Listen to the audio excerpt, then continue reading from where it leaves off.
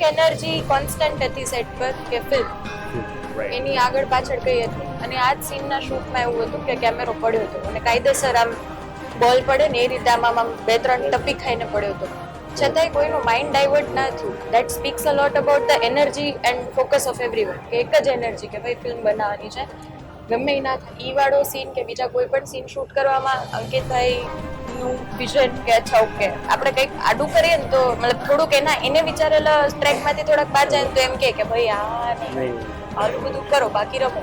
કરણની બ્રિલિયન્સ કે પ્રોફ કે પછી એનર્જી એની પાસિંગ, શુભમની બ્રિલિયન્સ કે વન શોટ શુભમ છે, ઉદય છે, મીત છે, ત્રણે એ લોકોની ક્રેડિટ છે, આખી ટીમની ટૂંકમાં ક્રેડિટ છે. બધા સૂર્યકુમાર યાદવની જેમ બધા ડિપાર્ટમેન્ટ એનો બેસ્ટ સ્કેચ પકડ્યો. હા ઓફકોર્સ એને માનવું પડે.